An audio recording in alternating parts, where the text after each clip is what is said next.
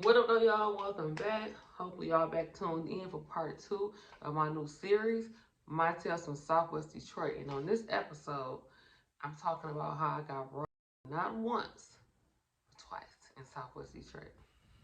Okay, guys, so like I was telling y'all in part one, like if you decide that you want to involve yourself in that type of like street type of activity, then you have to be prepared that and know that it's going to be consequences for your actions and that you are putting yourself at risk at all times. And it's really not a safe type of game to be in, but you know what I'm saying? I'm just letting you know.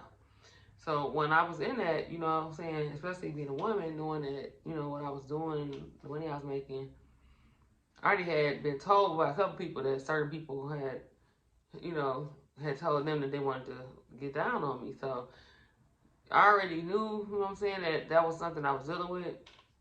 And that was one of the reasons why the guys that I dated was always crazy. The first incident, and I think it might have been like a setup, I don't know, but one of my customers that I was dealing with, they called me, they would call me at certain times and we had meetup schedules and shit every week or whatever, so many times, whatever, et cetera, et cetera.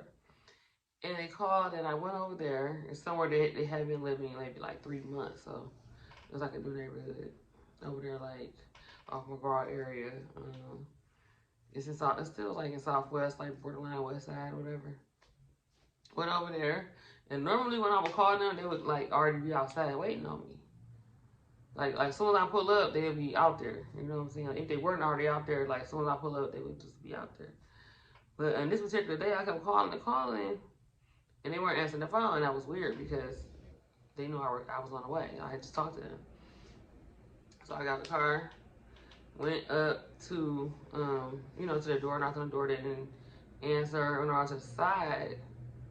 And then when I came back around, it was a guy standing outside.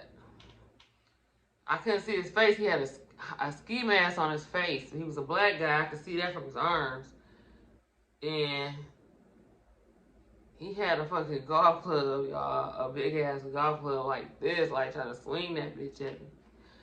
So I'm just like, I just screamed like shit, and I just threw my purse because I had a purse. I used to carry a purse at that time. Stuff was in there, whatever. He grabbed the purse and he ran off.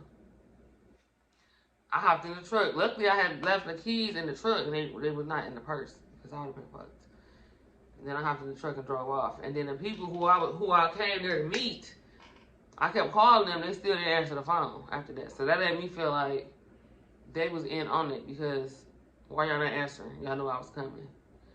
But the people I was coming to meet, they was not black. They was white. But still, the person that got me was a black person. So that was crazy. But yeah, that was the first time. Now the second time was the craziest time, y'all. It was like, cause, okay, I was dating, like I said, I used to date crazy ass dudes and shit. Really, I did. This particular dude I was fucking with, he had a fake brother that he used to be around, whatever, from the other side of town, whatever. And I met the dude a couple times, whatever. So when the dude I was talking to ended up getting locked up, he had to do like a year. The so-called brother came out there to I guess allegedly check up on me, you know what I'm saying, one time, and I thought it was cool, he checking on me, make sure I'm good, whatever. But while he over there, I'm like talking to him like about life, and he asking how I'm doing. I'm just kicking with him on real shit, thinking that it was a safe zone for me to talk to him like that. Stuff was cool. I told him what I was trying to do, and I was trying to move, and when I was trying to have my bread together, do this, and that. He listened to me, right? So weeks later, or whenever I don't know how long ago after that conversation was, but one night I was also on the block chilling with me, you know what I'm saying, a couple of my homeboys, we all in the car, chilling, doing what we do, making money, posted up outside from the little spot on the block. And all of a sudden, the dude appeared. Now, when I see him, I wasn't scared because I'm like, I knew who he was, so I'm like, damn, I got out. But also at the same time, when I got out, the person that was in the car with me on the passenger side got out and started running. he running like back toward direction, like to where, kind of like to where he live at or whatever. And I'm like, what's up with that? I'm like, damn, why he running? And then the guy who was out there, who popped up, that popped up, that I knew, who wasn't with us or whatever, he was like, I said, damn, why he running? Where he going? He's like, I don't know, but I know you got to give me that shit. He pulled up big ass. I don't know what it was. I like to say a 4.5, 4.4, because I don't know, y'all. I just know it's a big ass. You know what I'm saying? He pulled it out, and I'm like, damn, man, really? And y'all, I was drunk I was high as hell. You know what I'm saying? So I don't even know. For me, I think it wouldn't even feel like it was real because I was just so blowed. And I'm steady talking to him. Why he got this gun pointed at me? I'm steady talking to him. I'm like, for real, really, man? That's how you just like that, you know? When I'm giving him my stuff, talking to him. He grabbed my stuff, looked in there. Then he just like bagged up, still had the gun pointed at me. Hopped in the car, hit the car in reverse, and bagged all the way up, down the block, and left. And I was just like in shock. I was still standing there like, damn, this dude really put a gun on me. You know what I'm saying? And it's crazy, y'all. Like, and I don't know where this dude live at. You know what I'm saying? I know what area he was from, but I don't really know where he lived at. So it was just like, y'all. And also, y'all, I was like, the guy who ran off, I was like, where the F he go? You know what I'm saying? I ended up like, where you go? He told me he had went to his crib on the corner to get his burner. You know what I'm saying? So that's why he had to run off, whatever.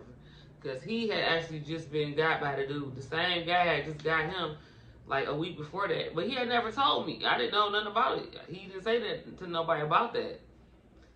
So, yeah, that whole situation was just nuts, y'all. It was crazy. Y'all, it was crazy. You know what I'm saying? And you would think I would have been terrified, but I think because I was under the influence so much that it didn't even really sink in what happened to me until the next day. Like, because I really could have not been here anymore. You know what I'm saying? I really could have been gone, ghosted. But yeah, you know what I'm saying? And then when I talked to his homeboy that was locked up, he's like, yeah, I'm gonna holler at him. He crazy. He on that stuff now. I heard he getting high now.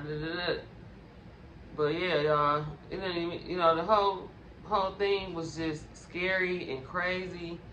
And like I said, when you out there and you decide to put yourself into that lifestyle, this is one of the things that you have to encounter, you know. I feel like I was lucky, you know. I was lucky twice. It could have been worse. So yeah. My next story time is gonna be crazy, y'all. It's gonna be how I got set up. You know what I'm saying, some of my peoples or whatever end up, you know, getting locked up. And it's crazy, y'all. So make sure y'all subscribe right now. Hit that button, y'all. Hit the notification bell so y'all can be tuned in for the next episode, y'all. And I'll see y'all